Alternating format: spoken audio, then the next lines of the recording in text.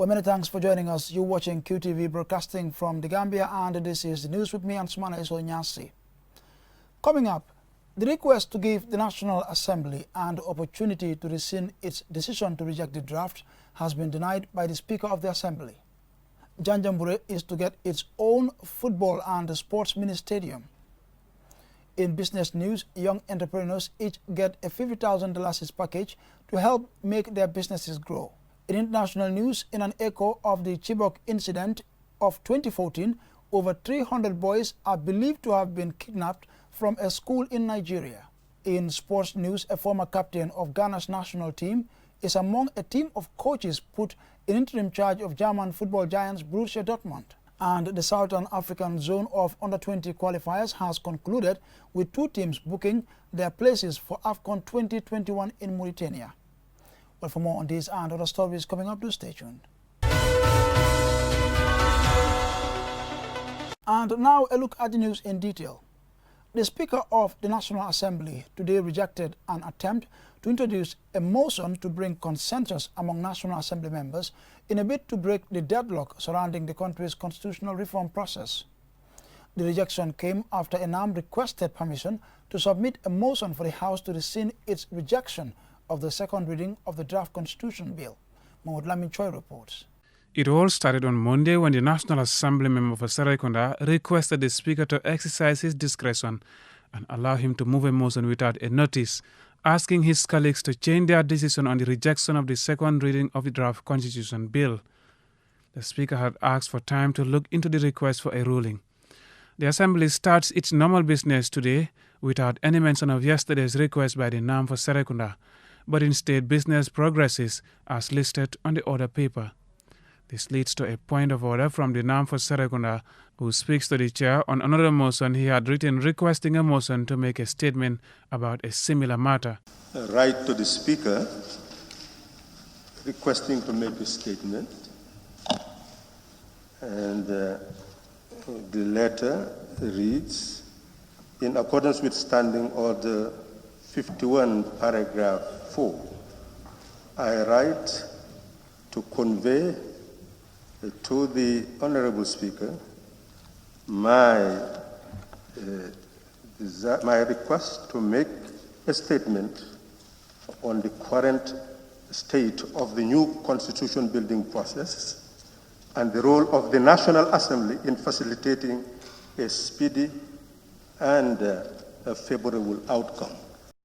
The Speaker and the NAM for Serekunda's exchange continues on the dictates of the rules governing parliamentary proceedings, focusing on the ruling and the new request to make a statement. The Speaker has finally decided to read out his ruling before the House, relying on provisions of the standing orders of the Assembly. Honorable members, you may note that the proposed statement of the application of the applicant was subjected to a previous application by the Honorable Member for Serekunda, which was dated 14 December 2020. Based on aforementioned reasons, under Clause 53D, based on aforementioned reason, and Clause 51(3)D, the application for leave is here not granted. The Speaker's ruling has sparked attempts for intervention from different corners of the House, which were not entertained if they pertain to the same matter. It is the case of, I have made a ruling and the House must move on to its next business on the agenda. Honourable Speaker, we have standing orders. Give them opportunity. They are rising on point of order. Point of order, please, Honourable Speaker. Point of order. The chair has. Honourable Speaker, we have a standing orders that governs how we conduct business here, And if it cannot be respected, then what's the point of being order? Here? I am rising on a point of order, so just hear me, Equally, we are equally rising on a point of order. Please listen to us. Order is a most. Observation. The fourth ordinary session of the National Assembly has ended and Parliament stands adjourned after another shot for a breakthrough on the Gambia's constitutional reform process. The executive has promised dialogue with stakeholders to break the deadlock, But the fear is the slow process that will have to be endured before the matter is reintroduced to the National Assembly. Mohamed Lamin Choi, Qtv News. Smiles for the youth of Janjanbureh as they prepare to get a new standard football field after the foundation stone laying for the commencement of work. The youth have been playing in a sandy and dusty football field. Alucise reports. Everything has a time, and it is a reality for the people of Janjanbureh, a settlement situated in the Gambia Central River region. A long-awaited request by the youth of Janjanbureh is now granted, and the foundation stone for the construction of a mini stadium in the island settlement has been laid, marking the commencement of the project worth $9 million. The youth of this far but important settlement in the history of the country and Central River region have complained over the years about the lack of proper sporting facilities, despite the huge interest attached to sports by the talented youth of these and surrounding settlements. Top Sport Property is contracted to implement the government-funded project, and its representative Hatab Dabo is hopeful the project will be delivered in the next 6 months and to properly serve its purpose. Express our profound gratitude and appreciation to the government of the Gambia, and especially to the Ministry of Youth and Sports for giving Top Sport the opportunity to serve our beloved Gambia. The situation in Janjanbureh is similar to many major towns across the country who are without good facilities. Sana Sidibe, District Youth Chairperson, believes the new mini stadium, when completed, will not only inspire more young people to venture into sports, but reduce rural urban migration for better sporting facilities to develop their talents. This is one of the things that will prevent our youths from going to Serakunda or Banjul to look for a better place to play. Sports is no more just a leisure activity, but a business that requires proper investment to yield positive results. However, the Gambia government under the Youth and Sports Ministry has not invested much in this sector. The annual budget for the Youth and Sport Ministry is always below expectation.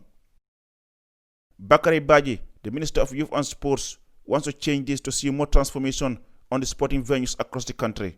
We can be able to make Janjanbureh lively if we invest in developing the infrastructure. And that infrastructure also includes what the young people want. Because for far long, we've all been crying that we have not had enough infrastructure in our regions. Now, when it comes to sports, it's one area that has not been developed. We can never be able to excel in sports unless we are able to have the right infrastructure in place. The right infrastructure means that if you go across the country, not only in the greater Banjul area, but everywhere you go across the country, you will be able to see a standard football field, a standard basketball field, a standard volleyball field, and where possible, a running track. These are the things that we can be able to have so that we can be able to develop our talents. Now, otherwise, you end up having young people who are very talented, but nobody is there to identify their talent. Nobody is there to help them to train to be professionals. And our dream of developing sports into what is called sport business is never going to be realized unless we have the structure in place. The project will have an exterior fencing, a perimeter fence, proper grass football pitch, 2 dressing rooms, an office, and a male and female restrooms. In addition, there will be a borehole to supply water. Communities such as Fulabantang in Shiarar, Kiang Manduar, and Kafuta Kombo have also been identified for similar projects, but there's a call to replicate it across all the major towns and villages across the country. People also want to see similar developments in other sporting disciplines to cater for all sportsmen and women. Reporting for Qtv News, I am Alucise. Well, we take a short commercial break, but when we return, we continue with some local business and international news as well as sports. Do stay tuned.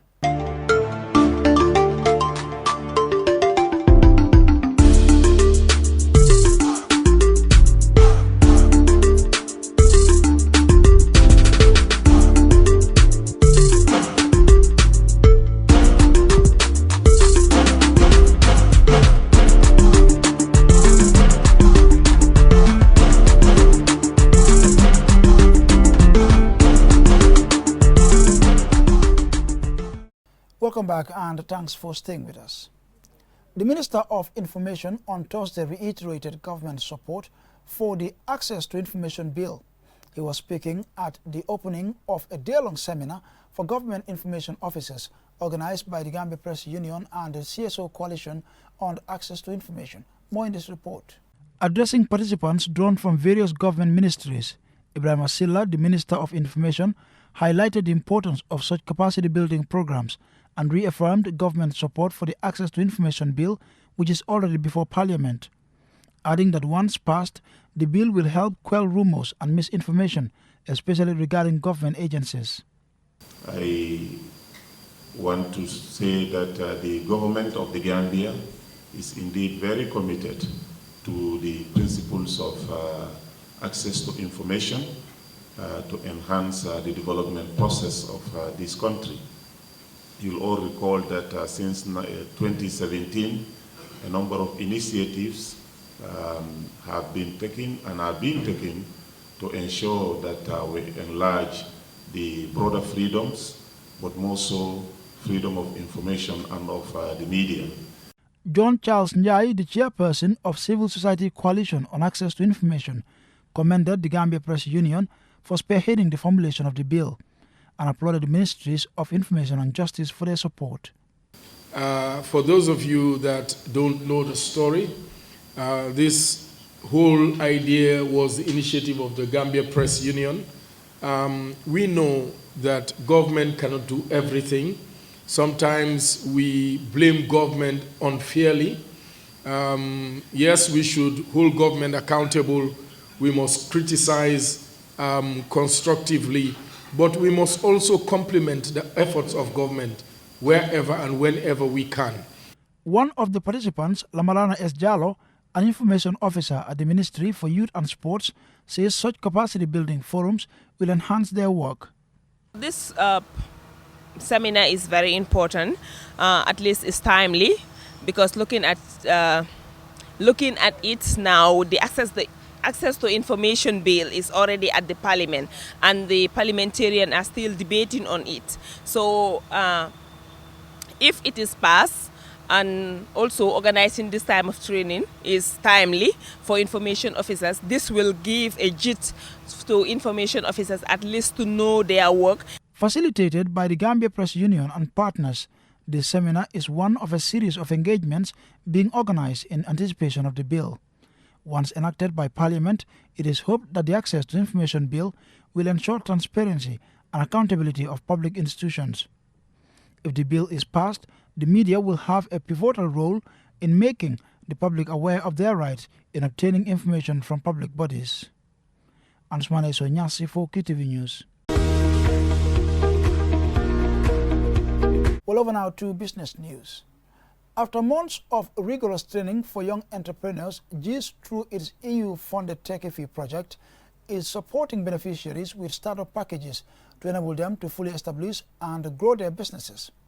The presentation was done at a ceremony at the GCCI headquarters in Bijilo. Omar Pijalo attended the event and he now reports. The Qtv grant scheme implemented by GIZ is coordinated by the National Association of Cooperative Credit Unions of the Gambia NACUP. GIZ's contribution is twofold, the Qtv mini grant and the solar grant.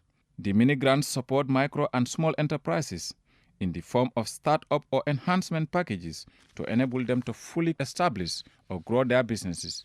The solar grant is an enhancement package for already registered businesses that are fully operational with the potential to scale up their businesses. The head of the business development component at GIZ, Swaibu Cham, said the materials worth $50,000 for each package are procured and delivered directly by GIZ to the selected beneficiaries. He adds that the selected beneficiaries went through Common Core training on the fundamentals of business management with 6 months of individual coaching centered around a business plan and various key performance indicators such as business registration, functioning bank account, consistent financial record keeping, good financial management, improved marketing of products and sales, as well as market expansion and increased outlets.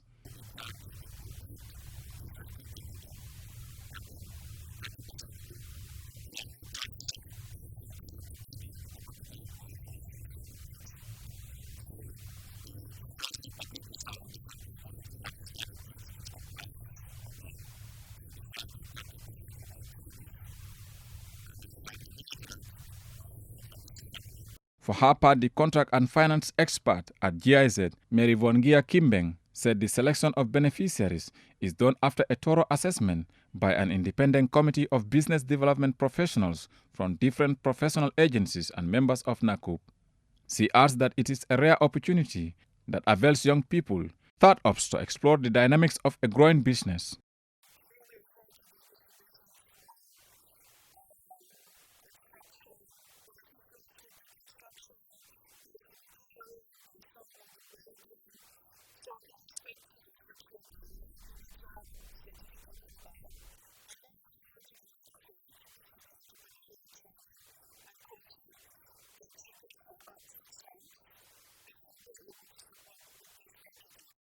Some of the beneficiaries are ready to expand and employ fellow youths after receiving some of the most essential tools needed to start their business.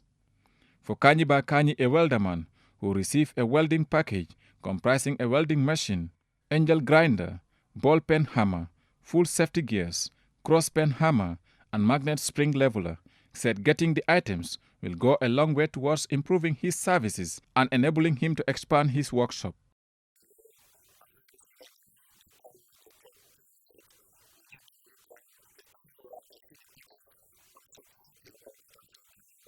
Another beneficiary, Olibaji, a young tailor, expressed her heartfelt gratitude to the European Union through the GIZ Techifi project for what she described as fulfillment of the promise made at the beginning of the entrepreneurship training and making her biggest dreams of becoming a successful tailor come true.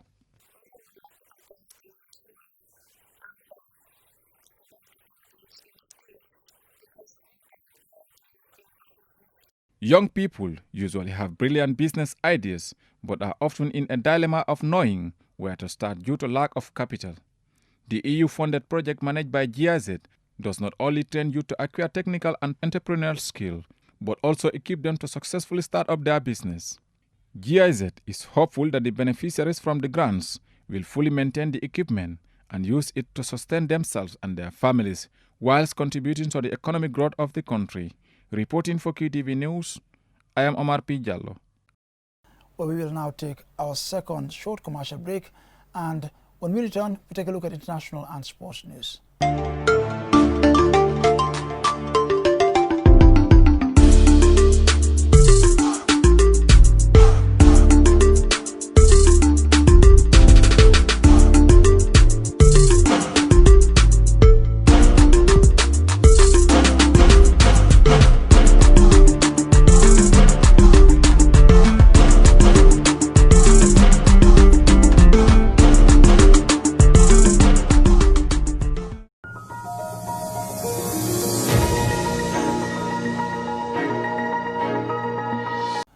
Welcome back from that short commercial break. Over now to international news. Now, anxious Nigerian parents of more than 300 schoolboys who were abducted by armed men in the government science secondary school late Friday in northwestern Katsina State took to the streets on Monday holding placards demanding from authorities to speak and rescue the boys without any collateral damage. Loli M. Kamara has more. Parents of the missing boys could be seen around the school ground looking devastated and worried, demanding that government come to their aid and rescue the boys in the safest way without having to lose any of their sons. We need our children back, and government must talk, were among the slogans written on placards held by parents. And Ikuna Baroki, one of the parents, told DW she was completely devastated as her 14-year-old son Ahmed Baroki is among the boys taken from the Government Science Secondary, GSSS, late Friday. We call on the government to rescue our children from their kidnappers, quote concludes, said Mustafa Bade, the father of another missing GSS pupil. Abbas Mustafa also said in an interview with DW, please don't allow it to reach the extent of gunfire exchange that will lead to death of our children. In a response, Nigeria's defense minister has confirmed that a search and rescue operation was underway and that the government will do everything in their powers to free hundreds of schoolboys who have been abducted by gunmen in Katsina State, but called for more prayers to ensure there is no collateral damage, he added, quote ends. Katsina State Governor Aminu Bello Masari have put the number of the missing boys at 333, but the school's authorities said 668 of the pupils in its database were still unaccounted for. President Buhari was briefed on the matter by the governor. The hashtag Bring Back Our Boys is going the rounds on social media, an echo of Bring Back Our Girls hashtag, after 276 girls were kidnapped from a school in Chibok in Borno State. The calls for the president to act in this latest are louder as the incident happened in his home state of Katsina, where the president is on week-long private visit. Today, Islamic group Boko Haram claimed responsibility for the attack on the school. Initially, authorities believed that the gunmen belonged to groups of bandits in the troubled region who are known to carry out kidnappings for ransom. Many advocacy groups, including the United Nations, have added their voice to call on the Nigerian federal government to secure the safe release of the schoolboys. According to the advocacy group, I quote, "Schools should be a place of safety and learning, but for these boys and their families, it has turned into a nightmare." End of quote. Given that the Chibok girls have not been rescued or released 6 years after their abduction, fears are that a similar fate may befall these boys. For QTV News, Lolly M. Kamara.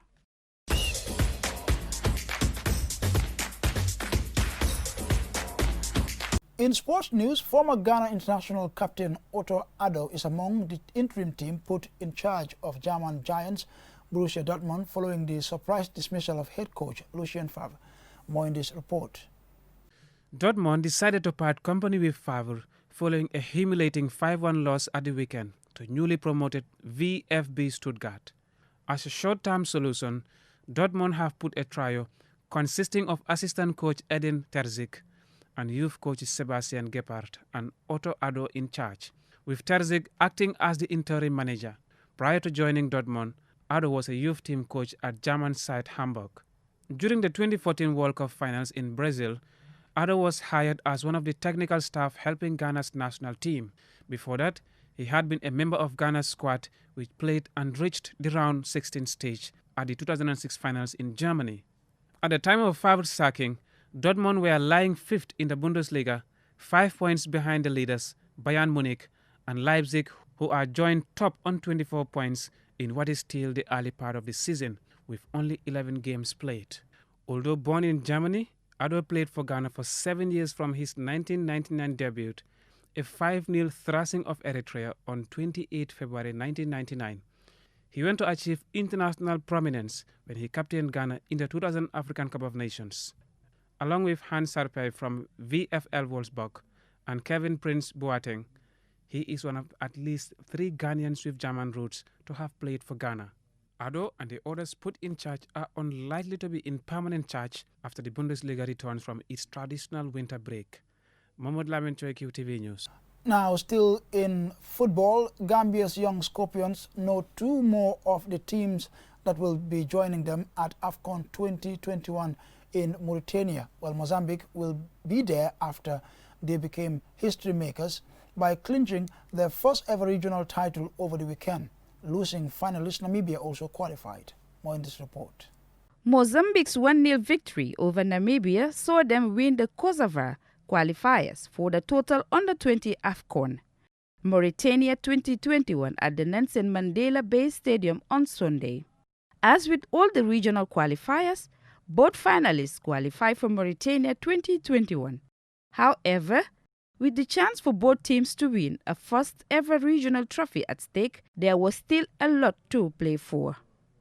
In winning, Mozambique became the 5th nation after Zambia, South Africa, Zimbabwe and Madagascar to take home the Kosovo Under-20 trophy.